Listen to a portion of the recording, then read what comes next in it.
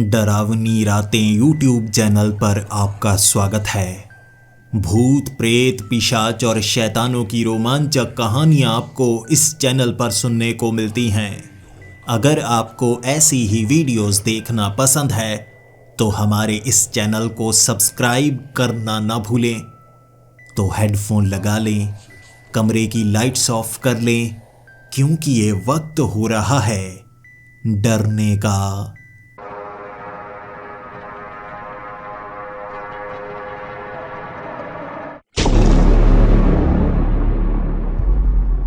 Hello दोस्तों, मेरा नाम वंश है और मैं भोपाल शहर का रहने वाला हूँ।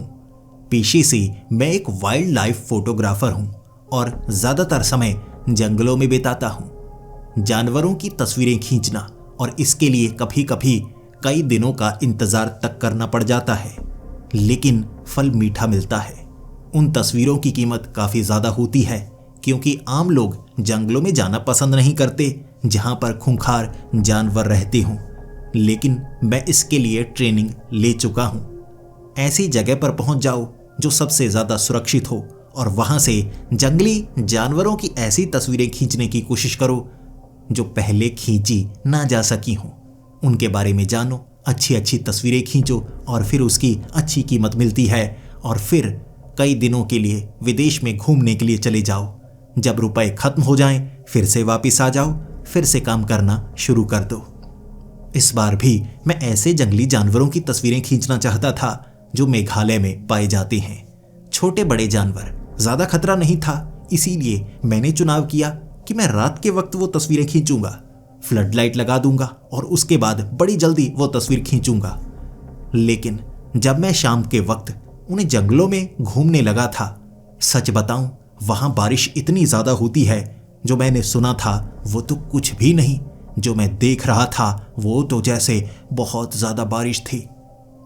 कहाँ नदियां बन रही थी जहां मौजूद ही नहीं थी। नदियों का पानी उफान खा रहा था। ऐसा लग रहा था जैसे हर तरफ पानी ही पानी हो चुका है और ऐसी स्थिति में आपको पेड़ों के ऊपर चढ़ना पड़ता है। एक पेड़ के ऊपर चढ़कर मैं कई घंटों का इंतजार करना चाहता था, लेकिन मेघालय एक जादुई राज्य है। यहाँ पर बारिश होती है तो बहुत ज़्यादा होती है और जब बारिश खत्म होती है 1 सेकंड भी नहीं लगता। भीषण बारिश हो रही थी। एक ही झटके में बारिश पूरी तरह से बंद हो गई और मुझे तारे और चांद नजर आने लगे। हैरान हो गया, ये तो कमाल है। फिर मैं उस पेड़ से नीचे उतरा और आगे बढ़ने लगा। मुझे कुछ खास तरह के बंदरों की तस्वीरें चाहिए थी जो यहाँ पर पाए जाते हैं। उनका कद ज़्यादा बड़ा होता है लेकिन उनका सर काफ़ी छोटा होता है। अगर मैं उनकी अच्छी अच्छी तस्वीरें खींच पाऊं तो मुझे काफ़ी अच्छी कीमत मिल जाएगी।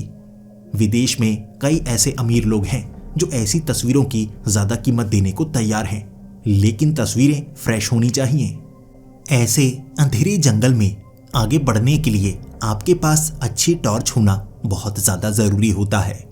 हाथ में टॉर्च को पकड़े हुए बिना डरे हुए मैं आगे बढ़ता तो जा रहा था, लेकिन कहां पर मुझे वो बंदर मिलेंगे समझ में नहीं आ रहा था। बारिश के कारण मैंने कुछ खास जगहों पर निशानियां लगाई थीं। शायद वो निशान मिट चुके थे, इसीलिए मैं भटक चुका था। लेकिन ऐसे जंगल में ज्यादा समय तक मैं भटक नहीं सकता था, इसीलिए आवाजों का पीछा करने लगा। मुझे कुछ बंदरों की आवाजें सुनाई दे रही थीं, इसीलिए मैं उसी दिशा में जाता जा रहा था। कपड़े मैंने वो पहन रखे थे जिससे शरीर के ऊपर कुछ कांटे कीलें निकली हुई थीं, ताकि पीछे से कोई जानवर हमला कर दे तो उन कीलों से घायल हो जाए। बचने का ये भी अच्छा तरीका है। उन जानवरों का पीछा करता गया, वो आवाज़ों का पीछा करता गया। लग रहा था मुझे ये बंदरों की आवाज़ें हैं, लेकिन पक्का नहीं था। आगे बढ़ते बढ़ते मुझे वो बंदर तो नहीं मिले, लेकिन उस जंगल के बिल्कुल बीचों बीच मुझे कुछ ऐसा नजर आया। मैं हैरान हो गया और मुझे अपनी आंखों पर यकीन नहीं हो रहा था। बार बार आंखों को मलता जा रहा और देखता जा रहा, क्या ये सच है? मैं सपना तो नहीं देख रहा। जंगल के बिल्कुल बीचों बीच एक ऐसी जगह थी जहां पर घास की कटाई की जा चुकी थी। मैदानी इलाका सा लग रहा था।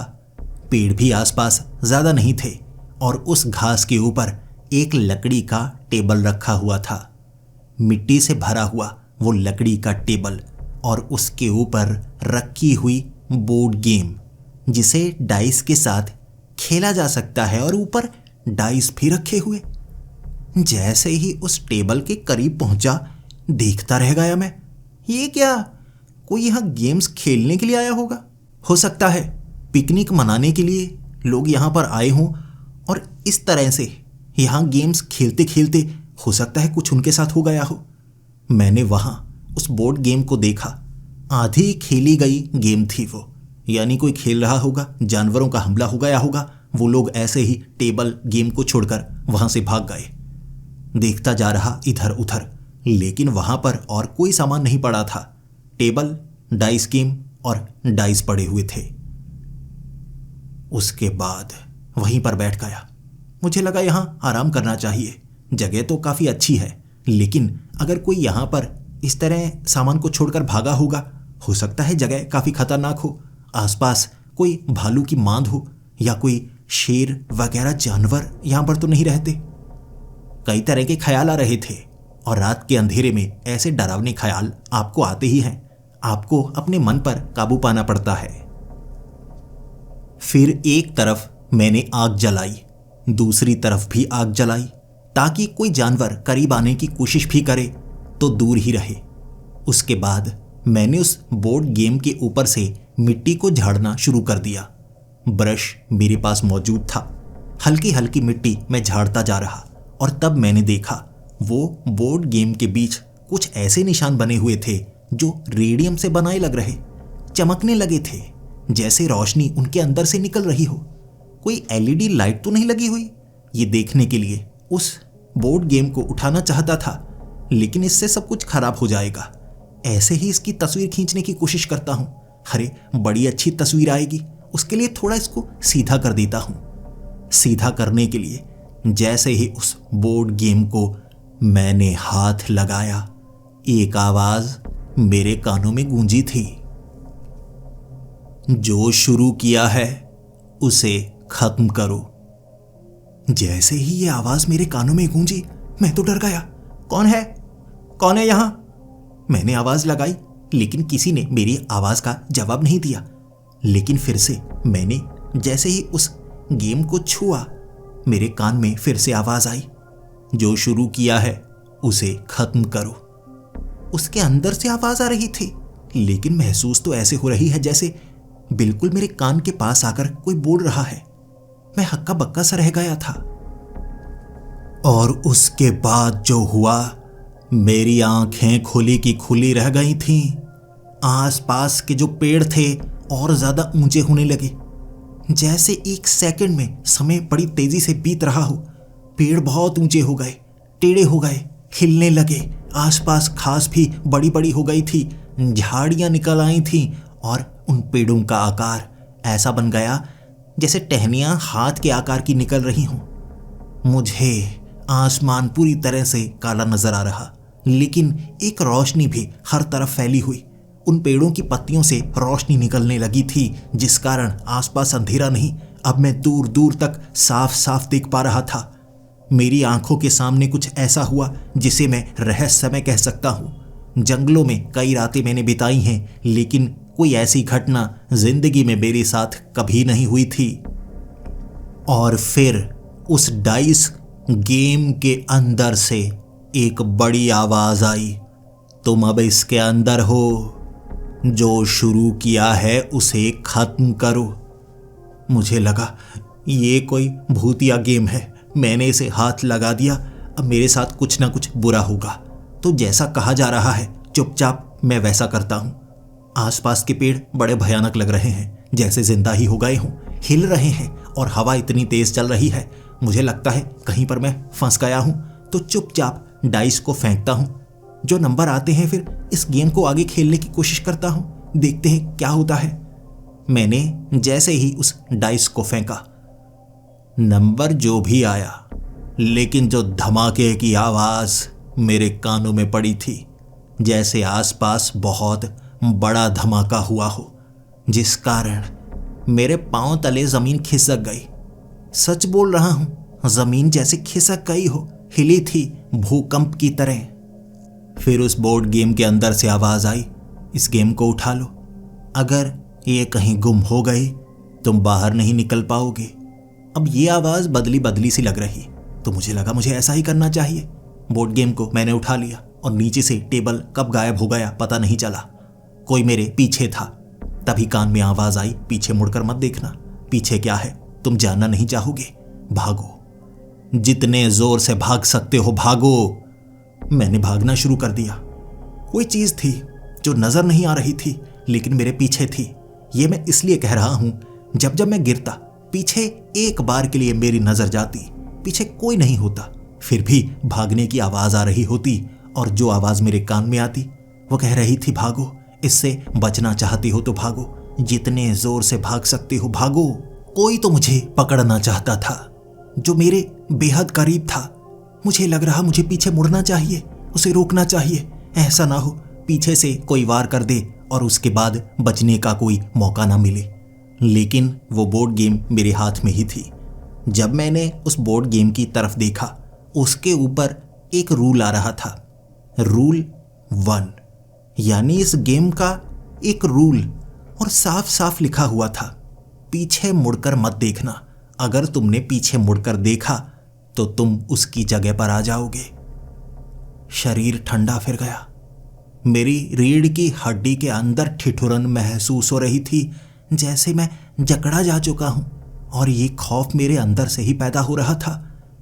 ये रूल, ये शब्द मुझे डराने के लिए काफी थे। मैंने भागना नहीं छोड़ा। मैं भागता गया और तब मुझे वो भागने की आवाज़ें इतने करीब से महसूस हुई जैसे एक कदम मेरा आगे हो और उसका पीछे कोई इंसान मेरा पीछा कर रहा है जो अदृश्य है। फिर मेरे पीठ के ऊपर छूने के ऐसे एहसास होने लगे जैसे कोई मुझे पकड़ना ही चाहता है। अचानक आवाज़ आना पूरी तरह से बंद हो गई और धीरे धीरे पूरी तरह से सन्नाटा। फिर उस गेम के ऊपर लाल रंग से उभरा था, तुम बच गए, पहला पड़ाव पूरा किया। मैं वहीं पर बैठ गया, रोने लगा था। उसके बाद मैंने वो बोर्ड गेम को फेंका और फिर मेरे कान में आवाज़ आई, इसे फेंको मत, अगर ये गेम तुमसे दूर चली गई तुम एक ही पड़ाव पर फंसे रहोगे। यहाँ से बाहर निकलना कोई आसान काम नहीं है। मैंने पेड़ों की तरफ देखा, पेड़ों के आकार, पत्तियों का रंग, ये वो जंगल था ही नहीं जहाँ पर मैं आया था। ये जंगल का कोई ऐसा हिस्सा है जहाँ पर शायद मैं कभी आया ही नहीं। मैं उस गेम में हूँ, यानी अब मुझे खेलना ही होगा बचने के लिए, और अगर मैंने मना किया शायद मैं ना बचूं। इसमें जो लिखा आ रहा है वो मुझे बचाने के लिए है। नियम मानने होंगे, अगर मैंने नियम ना माने तो मैं मारा भी जा सकता हूँ। भले ही मैंने सवाल पूछे थे लेकिन मेरे सवाल का जवाब किसी ने नहीं दिया।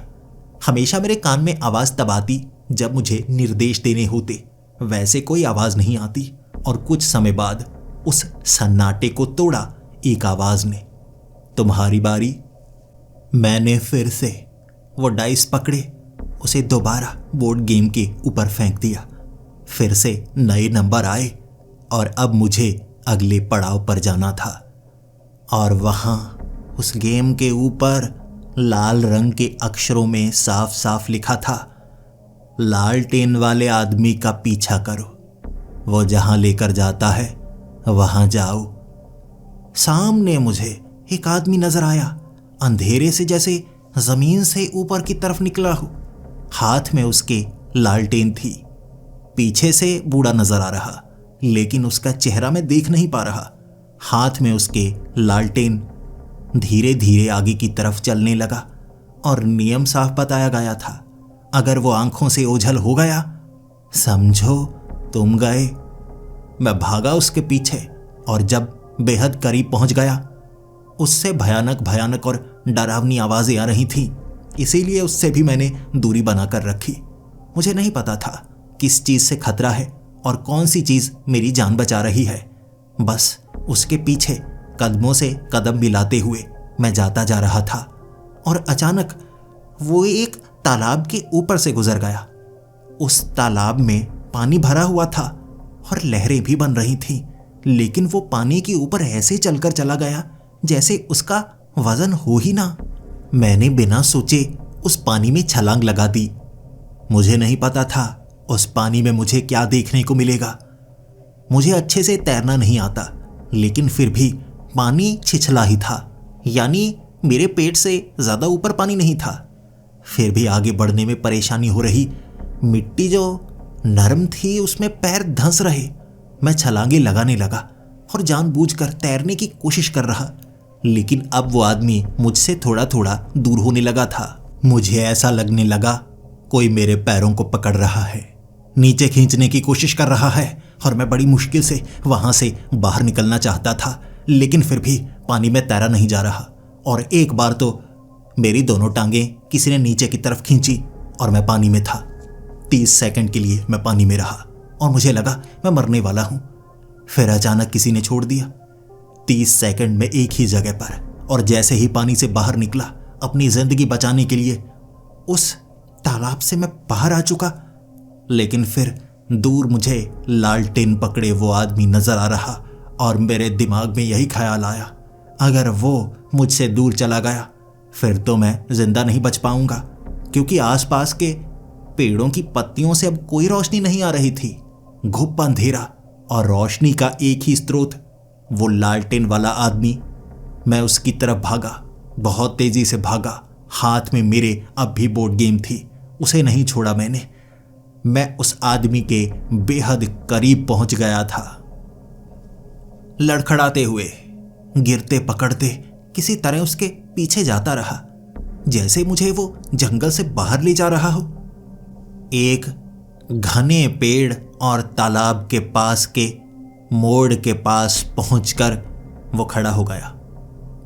वो आगे नहीं बढ़ रहा था, वहीं पर रुका हुआ, और लालटेन उसने ऊपर की तरफ कर दी। एक ही जगह पर खड़ा मैं इंतजार कर रहा कि वो कुछ बोलेगा, कुछ दिखाएगा, या बोर्ड गेम के ऊपर आ जाएगा कि मैं बच गया या कुछ ऐसा ही। लेकिन ना तो बोर्ड गेम के ऊपर कुछ आ रहा था, ना वो आदमी कुछ कह रहा। चलते चलते मैं उस आदमी के बेहद करीब चला गया, और फिर उसने हल्की सी फुसफुसाने वाली आवाज में कहा, वो आ गए हैं। और उसके बाद उसने लालटेन के अंदर वाली बत्ती बुझा दी। घुप अंधेरा, पूरी तरह से घुप अंधेरा। और फिर मेरे शरीर पर कुछ रेंग रहा था। मुझे नहीं पता वो क्या चीज थी, लेकिन पूरे शरीर पर कुछ रेंगने लगा, जैसे बहुत ज्यादा सांप या कीड़े हों। वो रेंगते जा रहे, और मेरे चेहरे के ऊपर भी, जमीन पर भी। ना मैं भाग पा रहा, ना कुछ कर पा रहा, और ना मेरी कोई मदद कर रहा। रेंगते हुए वो कीड़े मुझे जकड़ते जा रहे। ऐसा लग रहा था कि मैं बच नहीं पाऊंगा। बस सांस चढ़ गई, और अचानक वो आदमी ने फिर से लालटेन जलाई। लालटेन के जलते ही पेड़ों पर पत्तियां भी चमकने लगी थीं, और लालटेन की जो लाइट थी अब थोड़ी कम लग रही। फिर उस आदमी ने कहा, तुम पास हुए, तुम बच गए। ये कहकर वो जमीन में चला गया, और फिर से बोर्ड गेम के ऊपर कुछ अक्षर उभरे कि तुम बच गए। और उसके बाद फिर से लिखा हुआ आया, अब तुम्हारी बारी। और यही कान में वो शब्द भी गूंजे थे। मैंने फिर से डाइस को उस बोर्ड गेम के ऊपर फेंका, और उसके बाद सामने अपने आप एक टेबल आ गया। वो जो बोर्ड गेम थी वो एक चेस गेम में बदल गई मेरी आंखों के सामने। सामने कोई मौजूद नहीं था, मैं अकेला था। अब मुझे क्या करना होगा? कुछ शब्द मेरे कान में गूंजे, और ऐसा ही उस चेस गेम के बोर्ड के ऊपर भी उभरा था, जीतो या हारो, टुकड़ों में। इसका क्या मतलब? मेरे साथ कुछ बुरा तो नहीं होगा? कहीं मैं मारा तो नहीं जाऊंगा? ये क्या चल रहा है? मुझे माफ कर दो, मुझे जाने दो। मैंने भीख मांगी, लेकिन कोई मदद करने वाला नहीं था। फिर अपने आप सामने एक प्यादा आगे की तरफ बढ़ा, जैसे कोई चेस गेम मेरे साथ खेल रहा हो, लेकिन नजर नहीं आ रहा था। एक प्यादा आगे की तरफ बढ़ाया गया और फिर मैंने भी एक प्यादा आगे की तरफ बढ़ाया। गेम खेलना मैंने भी शुरू कर दिया। जानता था ऐसा मुझे करना ही होगा, वैसे शायद मैं कुछ और कर नहीं सकता। मैंने रुकने की कोशिश की, लेकिन अगर मैं ज्यादा समय बिताता और ये खेलने से मना करता, मेरे कान में एक आवाज आती, बचना चाहते हो तो तुम्हें अधूरी गेम पूरी करनी ही होगी, वरना तुम्हारे साथ भी वैसा ही होगा जैसा इस गेम को पहले छोड़ने वाले के साथ हुआ। जान गया मैं क्यों वहां पर गेम को खेलते खेलते अधूरा छोड़ा गया है और जिसने छोड़ा है उसके साथ कितना बुरा हुआ होगा। ये एक ऐसा खेल है, ऐसा भूत या जादुई खेल, जिसके अंदर फंसने के बाद बचने का एक ही तरीका है, खेलते रहो। लेकिन कब तक?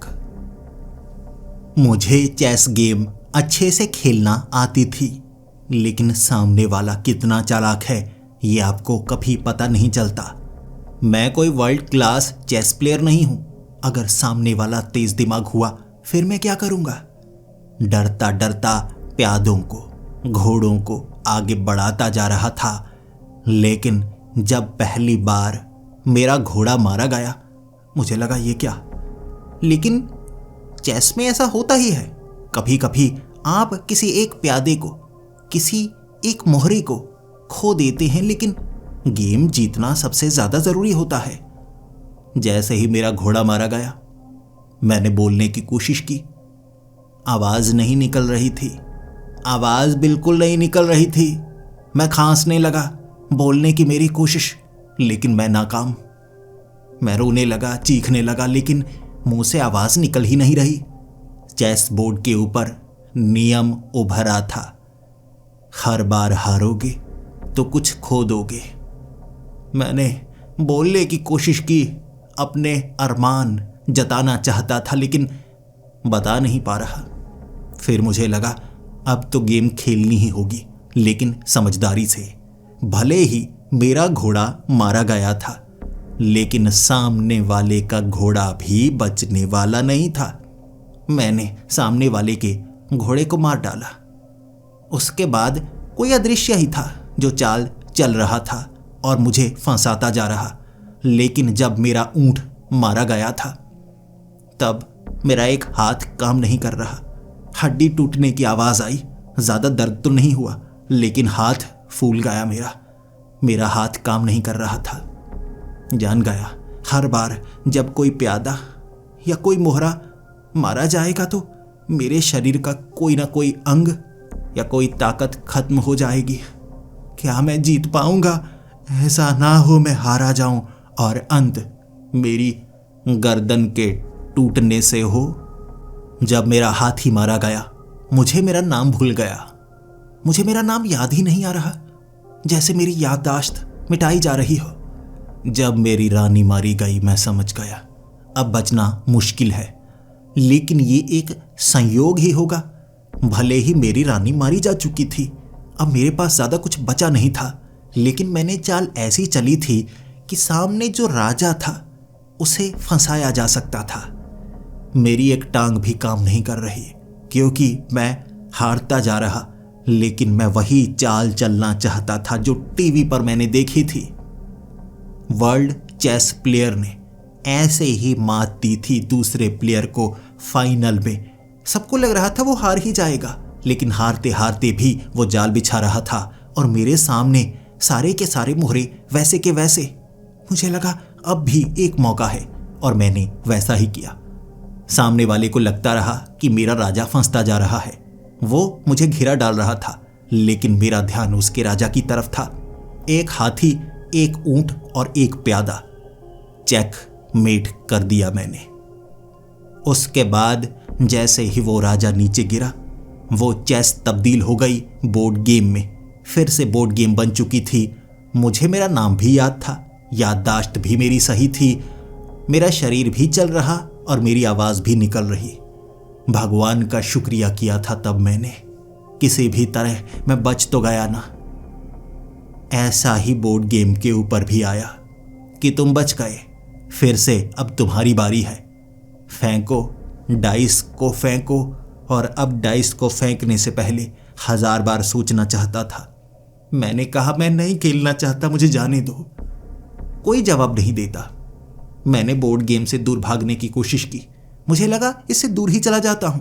जैसे किसी और ने इस गेम को अधूरा छोड़ा है, मैं भी ऐसे ही अधूरा छोड़ दूंगा। देखते हैं क्या होता है। 4 कदम दूर बढ़ाए थे। पेड़ों की जड़ें निकली जमीन से, मेरी टांगों को पकड़ लिया। मुझे वो जमीन के अंदर खींच रहे थे। मैं भागने की कोशिश कर रहा, जमीन में धंस रहा। फिर मैंने मन बनाया, मैं गेम खेलूंगा। मैं पीछे मुड़ा, मुझे जमीन से बाहर निकाल दिया गया। बड़े आराम से उन जड़ों ने मुझे छोड़ दिया और मैं बोर्ड गेम के बिल्कुल सामने था। जान गया था, बच नहीं सकता, भाग नहीं सकता, खेलना पड़ेगा, समय लेकर खेलना पड़ेगा। मैंने डाइस को फेंका और उसके बाद फिर से पेड़ बदल गए। पेड़ बिल्कुल साधारण हो गए, जैसे ये जंगल बदल गया हो। क्या सब कुछ ठीक हो गया? आखिरी बार बोर्ड गेम को देखना चाहता था, लेकिन बोर्ड गेम के ऊपर उभर कर आया। ये जंगल तुम्हें अपने अंदर समा लेना चाहता है। खुद के बारे में भूलना मत, अपना नाम भूलना मत। चाहे कोई कुछ भी कहे, चाहे कोई कुछ भी करे, भागो, इस जंगल से बाहर भागो। मैंने बोर्ड गेम उठाई और मैंने भागना शुरू कर दिया। इससे पहले कि देर हो जाती, मैं भाग जाना चाहता था, लेकिन होगा क्या? मुझे कुछ समय तक कुछ नजर नहीं आया। फिर उन पेड़ों पर नजर पड़ी। पेड़ों में छेद हो रहे थे, पेड़ों का मुंह बन रहा था। वो पेड़ मुंह खोल रहे और मुझे लगा बस कोई ना कोई पेड़ मुझे पकड़ लेगा और खा जाएगा। इसीलिए पेड़ों से दूरी बनाकर भागने लगा। फिर मेरा नाम पुकारा जाना शुरू हो गया। पेड़ मेरा नाम पुकारने लगे। उसके बाद अलग अलग पेड़ों से अलग अलग आवाजें आ रही। मेरा नाम भी पुकारा जा रहा और नाम भी पुकारे जा रहे। तब मुझे लगा कहीं मैं भूल तो नहीं जाऊंगा अपना नाम, मैं नाम तो नहीं भूल जाऊंगा। फिर मैं अपने नाम को अपने दिमाग में याद करने लगा। भूल जाना नहीं चाहता था, लेकिन मेरी मां की आवाज जब गूंजी एक पेड़ के करीब से, मेरे पैर रुक गए। देखने लगा मैं, ये कौन है? तब मेरी मां की आवाज फिर से आई, ये मैं हूं, आओ मेरे करीब। मैं इस पेड़ के पीछे आ गई हूं। मेरे साथ ऐसा कैसे हुआ? कोई जादू हुआ? मैं घर में ही थी और यहां कैसे पहुंच गई? और कोई मेरे कान में कह रहा है कि अगर तुम्हारा बेटा तुम्हारे पास नहीं आया तो तुम मारी जाओगी। क्या तुम मेरे पास आओगे? क्या तुम मुझे बचाओगे? मैंने आवाज लगाई, मां कहां हो तुम? मां कहां हो तुम? उस पेड़ के पीछे से आवाज आ रही थी और उस पेड़ की टहनियां हिल रही थीं। बार बार मैं कहता रहा, मां उस पेड़ से बाहर आओ मां। लेकिन मेरी मां पेड़ से बाहर नहीं आ रही थी।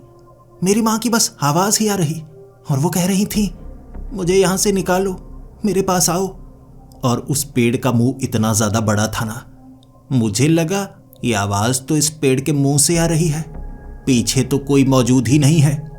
जब मैंने ऐसा कहा तब मेरी मां की आवाज आई, मैं इसके अंदर हूं, क्या मैं इसके अंदर हूं? तो मुझे बाहर निकालो ना।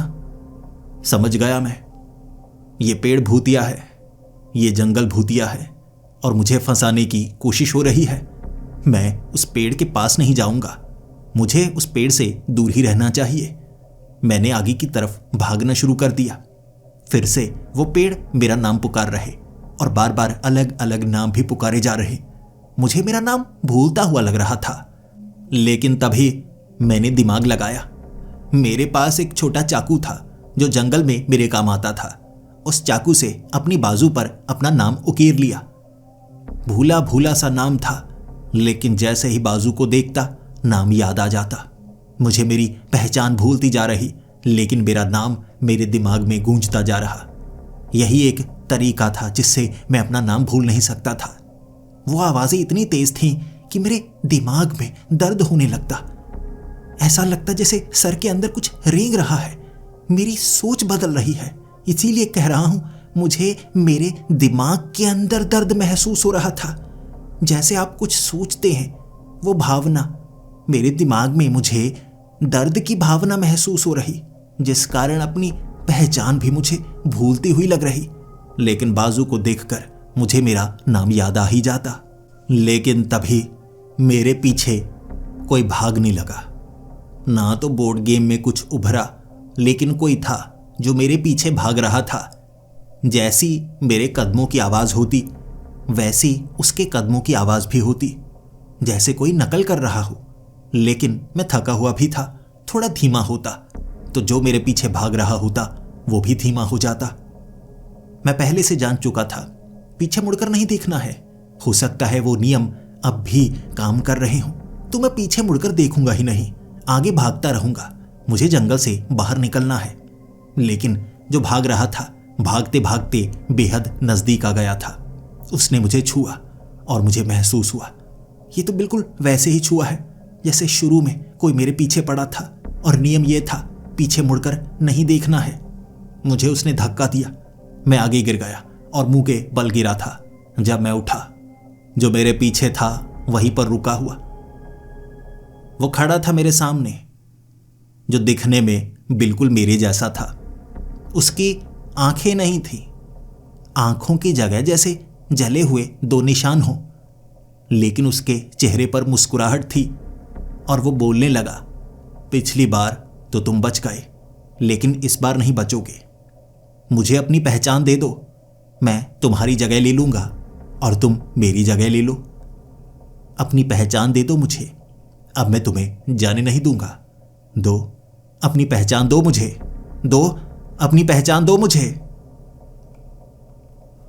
मैंने भागना शुरू कर दिया और मैं इतनी रफ्तार से भाग रहा, वो मेरा पीछा कर रहा, लेकिन मेरे भागने की रफ्तार ज्यादा तेज थी। आगे मुझे पेड़ नजर आने लगे और इस बार उन पेड़ों के ऊपर अक्षर उभरे हुए थे। काफी शब्द ऐसे थे जो मैं पहचान नहीं पा रहा था। वहां पर नया नया ताजा ताजा मेरा नाम भी उकेरा गया था। कुछ शब्द ऐसे थे जो मैं जानता था, कुछ शब्द ऐसे थे जिसे मैं नहीं जानता था। उसे यहां पर क्यों लिखा गया है और जैसे अभी अभी उकेरा गया हो। और उन पेड़ों के मुंह नहीं थे, अब साधारण पेड़ थे, हिल रहे थे फिर भी, जादुई भूतिया पेड़। लेकिन इन शब्दों का मतलब क्या है वो तो मुझे समझ में नहीं आ रहा। शायद ये कोई क्लू होगा यहां से बाहर निकलने का। फिर वो पीछे से भागता हुआ मेरा हम शक्ल बहरूपिया बेहद करीब आ गया। आंखें नहीं थी लेकिन फिर भी देख पा रहा, और उसकी एक भयानक मुस्कान। भागते भागते हम हांफते हैं, थकते हैं, चेहरे पर मुस्कुराहट नहीं रहती, थकान हो जाती है। वो ऐसे मुस्कुरा रहा था जैसे कोई मशीन हो, बेहद करीब था। तब वो कहने लगा, मैं तुम्हारी जगह आ जाऊंगा, मुझे पहचान दे दो अपनी, दे दो मुझे अपनी पहचान दे दो। मैं ना करना चाहता था, लेकिन फिर उसने अपनी जेब से एक टॉर्च निकाली, छोटी सी टॉर्च। उसे अपनी उंगली के इर्द गिर्द घुमाने लगा और कहने लगा, बस थोड़ी सी पहचान दे दो। मैं समझ नहीं पाया ये वो क्या कर रहा है। बड़ा अजीब सा एक्शन कर रहा था। मैंने अपनी जेब में हाथ डाला तो मेरी जेब में छोटी टॉर्च थी। ये छोटी टॉर्च मेरी जेब में कब आई? क्या ये मेरे साथ पहले से ही थी? अगर थी तो मुझे कुछ याद क्यों नहीं? फिर उसने अपने जूतों के ऊपर लगा हुआ छोटा सा स्टिकर नाखून से उखाड़ डाला और कहने लगा, ये देखो, ये छोटा सा टेडी बना हुआ है, मुझे बहुत प्यारा है, ये मुझे बहुत प्यारा है। मैंने अपने जूतों की तरफ देखा, मेरे जूतों के ऊपर भी टेडी बना हुआ, और मैं देखने लगा, ये क्या, ये जूते पहचान में क्यों नहीं आ रहे? जूते मेरे ही थे, लेकिन मैं पहचान नहीं पा रहा, और मैं याद करने की कोशिश कर रहा मैं कौन से जूते यहां पर पहन कर आया था। मुझे कुछ याद नहीं आ रहा, मैं कौन से जूते पहनता हूं, मुझे कुछ याद नहीं आ रहा। और तब वो कहने लगा, वो पहली तस्वीर जो मैंने खींची थी, मुझे एक अवार्ड मिला था, 5,000 रुपए का अवार्ड। मैंने कहा, पहली तस्वीर कौन सी थी? मेरी पहली तस्वीर कौन सी थी? मुझे कुछ याद क्यों नहीं आ रहा? ऐसा लग रहा था जैसे मैं भूलता जा रहा हूं। अपनी बाजू को देखकर मुझे अपना नाम याद था, और उसके सिवा जैसे धीरे धीरे हर चीज भूलता जा रहा। मैं हर चीज भूलता जा रहा था। वो मेरे करीब आता जा रहा था और मुझे कह रहा था, मुझे जाने दो ना, जाने दो मुझे। मेरी पहचान तुमने क्यों छीनी है? तुम्हें नहीं पता, तुम नकली हो, मैं असली हूं। देखो तो मेरी तरफ, देखो मेरी आंखें ठीक हैं। तुम्हें ऐसा लग रहा है कि मेरी आंखें नहीं हैं, लेकिन मेरी आंखें मौजूद हैं। तुम इस जंगल का हिस्सा हो। मुझे मेरी पहचान दे दो, मुझे मेरी पहचान वापस दे दो। मैं इस जंगल से बाहर जाना चाहता हूं। और अब मुझे खुद पर शक होने लगा था। क्या सच में मैं असली हूं या नकली हूं? कहीं मैं इस जंगल का हिस्सा तो नहीं? जैसे जैसे मेरे अंदर शंका बढ़ती जा रही, मुझे और चीजें भूलती जा रही। मैं इस जंगल से बाहर निकलना चाहता था, लेकिन ऐसा लग रहा अब मैं निकल नहीं पाऊंगा। मुझे तो ये तक भूल गया कि इससे पहले क्या हुआ था। मैं गेम खेल रहा था, लेकिन क्या क्या हुआ है और क्या क्या मुझे अभी भी करना है। मैं जंगल से बाहर निकलना चाहता था। क्यों निकलना चाहता था? मुझे कुछ याद नहीं आ रहा था। और जैसे ही मैंने अपनी आंखों पर हाथ लगाया, मेरी आंखों की जगह जैसे कोई लेप लगाया गया हो, मिट्टी लगाई गई हो, जैसे मेरी आंखें बंद हो चुकी हों। फिर भी मैं आगे देख पा रहा था, और मेरा हमशक्ल जो बिल्कुल सही लग रहा, वो कह रहा, मुझे बस मेरी पहचान दे दो, मुझे मेरी पहचान दे दो, ताकि मैं जंगल से बाहर निकल पाऊं। तुम इस जंगल का हिस्सा हो। तुम कभी इस जंगल से बाहर नहीं आए। तुम पहचान लेते हो और तुम्हें लगता है ये तुम्हारी पहचान है। तुम नहीं हो, मैं हूं। तुम मौजूद नहीं हो, सिर्फ मैं ही हूं। तब मुझे लगने लगा था कि ये मैं नहीं हूं, लेकिन फिर मेरे हाथ में वो गेम थी और उसके हाथ में नहीं थी। मुझे ज्यादा कुछ याद नहीं था, लेकिन इतना तो याद था ना, जिसके हाथ में गेम वही खेल रहा होगा ना, वही भाग रहा होगा ना, और वो तो पीछा कर रहा है। मैंने उसको कहा, देखो ये टेबल गेम तो मेरे हाथ में है ना, तुम्हारे हाथ में तो कुछ भी नहीं। खेल तो मैं रहा हूं, तुम तो खेल भी नहीं रहे। वो घबराने लगा था, उसकी आवाज लड़खड़ाने लगी थी, और बस यही मौका था मेरे पास। मैं उसे कहने लगा, मैं खेल रहा हूं और तुम मेरे हम शक्ल हो। आंखें बदलने से कुछ नहीं होगा, यहां तो सब कुछ बदल रहा है। मैं भागूंगा, मैं यहां से बाहर भागूंगा। मैंने भागना शुरू कर दिया। अब मैं उसे अपनी पहचान देना नहीं चाहता था, और उससे जितना दूर जाता गया, मुझे उतना याद आता गया। मुझे लगने लगा उसके करीब जाकर ही मैं फंसता हूं। अचानक उस जंगल से बाहर निकलने का रास्ता नजर आया। मुझे एक बड़ा झोंपड़ा नजर आया, एक घर। मुझे लगा आसपास गांव भी होगा। जैसे ही जंगल से मैं बाहर निकला, वो झोंपड़ा आगे था, और उस गेम के ऊपर साफ लिखा हुआ, आखिरी पड़ाव। तुम बच गए इस पड़ाव में भी, लेकिन अब आखिरी पड़ाव है। मेरे कान में आवाज आई, अब इस गेम का आखिरी पड़ाव। फेंको डाइस को। मैंने डाइस को फेंका। उसके बाद वो गेम बंद हो गई। हाथ में वो गेम थी जो गायब हो गई, और कान में आवाज आई, जो यहां पर मौजूद नहीं है, जो गुम हो चुका है, उसे ढूंढो, कड़ियों को जोड़ो और यहां से बाहर निकलने का रास्ता पाओ। वहां सिर्फ एक ही घर था, बड़ा सा काले रंग का झोंपड़ा। आगे मुझे पेड़ नजर आ रहे, एक के साथ जुड़ा हुआ दूसरा पेड़। मैंने पीछे मुड़कर भी देखा, पीछे भी ऐसा ही था। जहां से मैं आया था वहां जाने का भी और कोई रास्ता नहीं था, ना मुझे कोई जवाब दे रहा। चारों तरफ पेड़ ही पेड़ लगे हुए, जिसको फांद कर बाहर नहीं जाया जा सकता। जो गुम हुआ है उसे ढूंढना है, और वो शायद इस घर में है, इस झोंपड़े में है। लेकिन इस झोंपड़े में क्या है, मुझे क्या पता? कोई जवाब तो दे। जवाब किसी ने नहीं दिया, तो ये मुझे खुद को ही ढूंढना था। धीरे धीरे आगे बढ़ते हुए मैं उस दरवाजे के पास पहुंचा जो उस घर का था। उस दरवाजे को खोलकर मैंने अंदर देखा। अंदर कई बल्ब लगे हुए थे और ढेर सारा सामान पड़ा था। मुझे क्या पता यहां पर क्या गुम है, कैसे ढूंढूंगा उसे। कई तस्वीरें लगी हुई, जितनी भी तस्वीरें, लोगों की गर्दन के ऊपर सर मौजूद नहीं, कटा हुआ सर। जैसे इस तस्वीर को ऐसे ही बनाया हो कि सर नजर ना आए, लेकिन शरीर अलग अलग थे।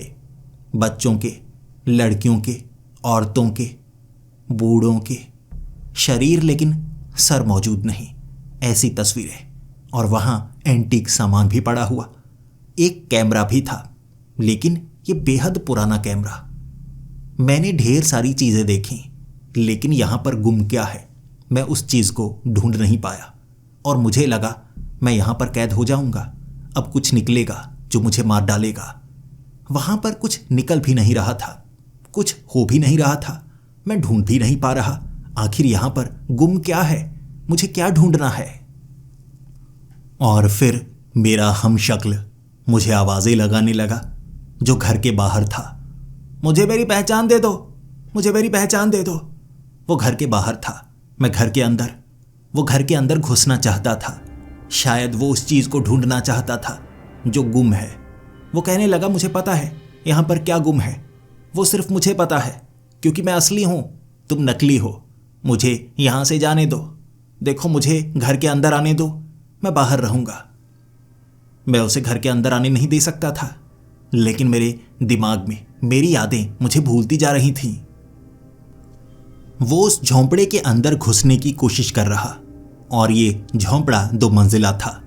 मैं ऊपर वाले 2 कमरों में गया। वहां पर कुछ नहीं था, बिल्कुल खाली कमरे। तो मुझे लगा, ऐसा तो नहीं यहां पर सामान गुम है और मुझे ढूंढना है। अगर मुझे ढूंढना है, क्या इस घर से बाहर जाना होगा या अंदर रहना होगा? लेकिन वो घर के अंदर घुसने की कोशिश कर रहा। ऊपर चढ़ गया, ऊपर वाली खिड़की को तोड़ देना चाहता था, लेकिन अंदर रखा बड़ा डंडा, जिसे मारकर मैंने उसे ऊपर से नीचे गिरा दिया। नीचे गिरने के बावजूद उसे चोट नहीं लग रही थी, मशीन की तरह था। उठकर दोबारा आ जाता और कहने लगता, मैं जिंदा हूं, तुम मेरे हमशक्ल हो। लेकिन मैं जानता था मैं इंसान हूं, मुझे चोट लगती है, उसे चोट नहीं लगती। वो तो गिरता है, उठता है, मशीन की तरह वापस आ जाता है, चाहे मैं जो करूं। उसे ऊपर से गिराया, उसके पेट में मैंने उस लकड़ी को घोंप डाला, लेकिन उस लकड़ी को बाहर निकालकर वो मुस्कुराता। जब मुझे खुद पर शक होता, उसकी आंखें उभर आती, लेकिन जब खुद पर भरोसा होता, उसकी आंखें गायब हो जाती। वो असली था या नकली मुझे नहीं पता, लेकिन इस झोंपड़े के अंदर मैं उसे आने दे नहीं सकता था। क्या चीज है जो गुम है? इधर उधर ढूंढता गया और खाली कमरे में मुझे एक किताब मिली। उस किताब को जब मैंने खोला, हर एक पन्ने पर एक ही चीज लिखी थी, जो नकली है उसे घर के अंदर आने दो और उसे जला दो।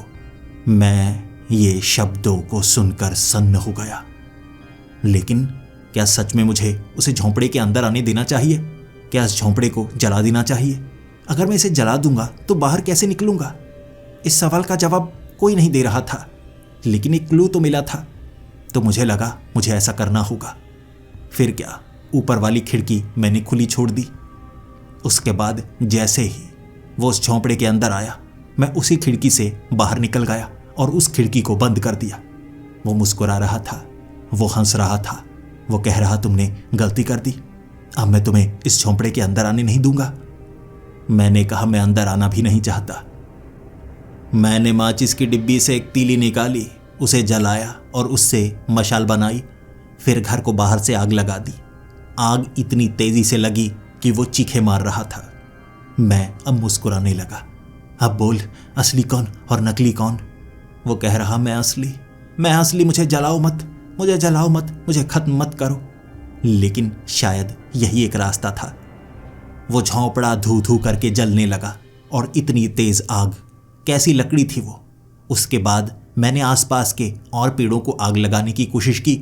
शायद ये दीवार को मैं जला पाऊं जो पेड़ों की बनी हुई है इर्द गिर्द, बाहर निकल पाऊंगा शायद।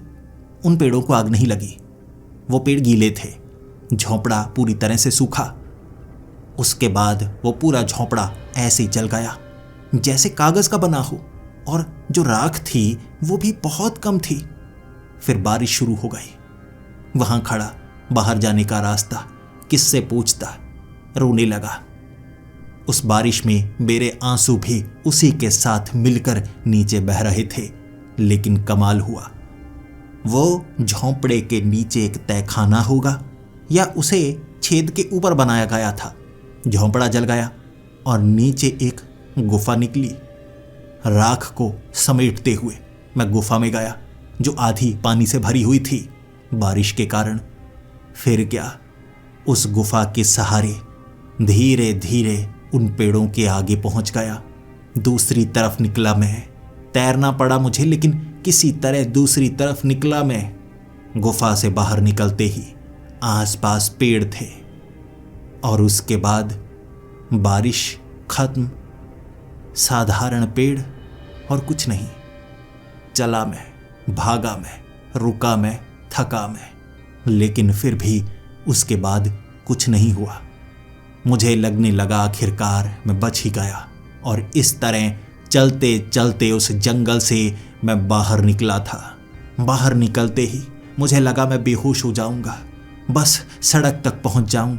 और आगे मुझे कुछ गाड़ियों की आवाज़ें सुनाई दी। मैं बस वहां तक पहुंचना चाहता था, भूखा प्यासा। ऐसा लग रहा था मानसिक तौर पर मुझे बहुत दर्द दिया गया है। शरीर पर चोट के निशान नहीं थे, लेकिन मानसिक तौर पर मैं सच में टूट गया था। मैंने कई गाड़ियों को हाथ देने की कोशिश की, लेकिन वो गाड़ियां इतनी तेजी से इस जंगल के पास से गुजर रही थीं जैसे वो लोग डर रहे हों कि गाड़ी रुकने पर कुछ बुरा हो सकता है। मुझे पहले पता कर लेना चाहिए था इस जंगल में क्या क्या देखने को मिल सकता है। वहां गाड़ियों को रोकने की मेरी कोशिश पूरी तरह से नाकाम थी, लेकिन आखिरकार मैंने एक ट्रक वाले को हाथ दिया, हाथ जोड़े, और वो समझ पा रहा था मैं बड़ी मुश्किल में हूं, और उसने ट्रक को रोका। जल्दी से मैं ट्रक पर चढ़ गया और सबसे पहले उसके पैरों को हाथ लगाया और कहा, आपने मेरी जिंदगी बचाई है, आपने मेरी जिंदगी बचाई है। मेरे लिए आपने ट्रक को रोका। आपको मैं बता नहीं सकता मेरे साथ क्या हुआ है, आपको मैं बता नहीं सकता। उस आदमी ने कहा, फिक्र मत करो, अब तो तुम बच गए हो ना, फिक्र मत करो, मैं आगे तुम्हें छोड़ दूंगा, डरने की कोई बात नहीं है। अब मुझे लग रहा था आखिरकार मैं बच गया। इतनी भयानक रात थी, मैं किसी को कभी बता नहीं सकता। मुझे नहीं लगता कोई मेरी बातों पर यकीन करेगा, लेकिन मेघालय के जंगलों में अगर आपको एक टेबल के ऊपर रखी एक बोर्ड गेम दिखे, गलती से भी उसे छूना मत। यह रहस्यमय जादुई चीज़ आपको अपने अंदर बुलाएगी और उसके बाद बाहर निकलने का रास्ता इतना आसान नहीं होगा, लेकिन मैंने आखिरकार कर दिखाया। मैं बचकर आ गया और खुशी की लहर मेरे अंदर दौड़ती जा रही थी। फिर मुझे लगा उस ट्रक वाले को भी बताना चाहिए मेरे साथ क्या हुआ है। मैंने कहा, उस जंगल में आपको पता है मेरे साथ क्या हुआ है? उसने कहा, देखो जो भी हुआ है अभी मत बताओ, तुम बहुत ज़्यादा डरे हुए हो, और कोई जब इतना ज़्यादा डर जाता है ना, उसके बाद हमारी सोच समझ बदल जाती है। तुम्हें बताने की कोई खास ज़रूरत नहीं है, बस मुझे इतना बता दो, क्या तुमने वो गुम हुई चीज़ ढूंढ ली है? अगर तो तुमने ढूंढ ली है फिर तो तुम बाहर जा सकते हो। अगर तुमने वो गुम हुई चीज़ नहीं ढूंढी तो सब कुछ नकली हो सकता है। मेरे रोंगटे खड़े हो गए थे। मैंने उस ट्रक वाले को कुछ बताया तो नहीं, उसे कैसे पता मैं कोई गुम हुई चीज उस घर के अंदर से ढूंढना चाहता था। वो ट्रक वाला मुस्कुराते हुए कहने लगा, तुम्हें क्या लग रहा है ये ट्रक चल रहा है क्या सड़क के ऊपर? देखो तो सही हाथ लगाकर, आगे ये एक स्क्रीन लगी हुई है, नकली है आगे, तुम झोंपड़े में ही तो हो। मैंने आगे हाथ लगाया, जैसे एक जगह पर वो ट्रक रुक गया हो। इतनी तेज चल रहा था, ना झटका महसूस हुआ ना कुछ। आगे सड़क गायब हुई, जंगल आ गया। जो खिड़कियां थीं वो ट्रक की थीं। कमरे की खिड़कियां कैसे बन गई मुझे नहीं पता। जैसे ही नजर उस आदमी पर पड़ी, वो कहने लगा, मुझे मेरी पहचान तो दे दो, देखो मुझे पहचान दे दो, तभी तो तुम जा सकते हो। तुम भी जो इस कहानी को सुन रहे हो, मुझे तुम्हारी भी पहचान चाहिए। तुम्हारे पीछे ही खड़ा हूं मैं।